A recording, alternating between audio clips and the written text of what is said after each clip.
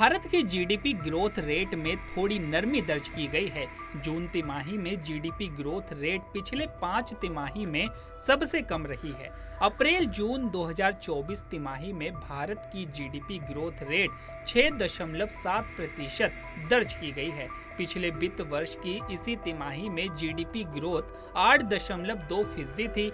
वित्त वर्ष 2024 से 25 की पहली तिमाही में वास्तविक सकल घरेलू उत्पाद में 6.7% की वृद्धि का अनुमान है, जबकि वित्त वर्ष 2023 से 24 की पहली तिमाही में 8.2% की वृद्धि हुई है। वित्त वर्ष 2024 से 25 की पहली तिमाही में नाममात्र सकल घरेलू उत्पाद में 9.7% की वृद्धि देखी गई है, जबकि वित्त वर्ष 2023 से 24 की पहली तिमाही में 8.5% की वृद्धि हुई है। वित्त वर्ष 2024 से 25 की पहली तिमाही में वास्तविक जीवीए में 6.8% की वृद्धि हुई है, जबकि पिछले वित्त वर्ष की पहली तिमाही में 8.3% की वृद्धि हुई थी।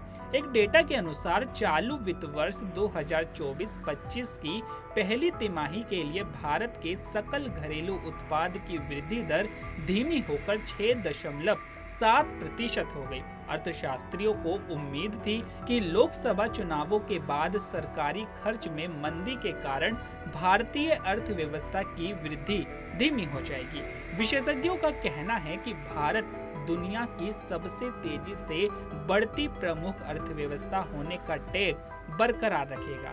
भारत के सबसे अहम सेक्टर माने जाने वाला एग्रीकल्चर और माइनिंग सेक्टर में बड़ी गिरावट देखी गई है। एग्रीकल्चर सेक्टर में अप्रैल जून 2025 के बीच ग्रोथ घटकर 2% रही है, जबकि फिस्कल ईयर 2024 की पहली तिमाही में यह 3.7% थी। वहीं इलेक्ट्रिसिटी सेक्टर की ग्रोथ जून तिमाही में 10.4% रही है, जो पिछले वित्त वर्ष की इसी तिमाही में 3.2% थी। इसके बाद mining, manufacturing, public admin and service और कंस्ट्रक्शन सेक्टर में अच्छी ग्रोथ हुई है। वहीं देश के केंद्रीय बैंक आरबीआई ने भी वित्त वर्ष 2024-25 के लिए जीडीपी ग्रोथ का अनुमान 7.2% का लगाया है। आरबीआई ने एमपीसी बैठक के बाद कहा था कि अप्रैल जून 2024 की तिमाही में जीडीपी ग्रोथ 7.1% रहेगी। हालांकि ये कम होकर 6.7% रही है।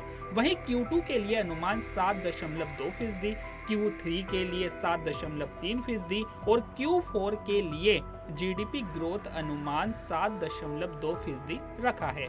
वहीं एसबीआई रिसर्च ने वित्त वर्ष 2024-25 के लिए पहली तिमाही में जीडीपी ग्रोथ का अनुमान 7.1% लगाया था। एसबीआई रिसर्च के मुताबिक अप्रैल जून 2024 की तिमाही के लिए भारत की इकोनॉमी ग्रोथ का अनुमान 7.0 से 7.1 के बीच रहने का अनुमान रखा था, जो कम होकर 6.7% रही। तो अभी के लिए केवल इतना ही। ऐसे ही तमाम खबरों के लिए बने रहिए पंजाबकेसरी.com पर।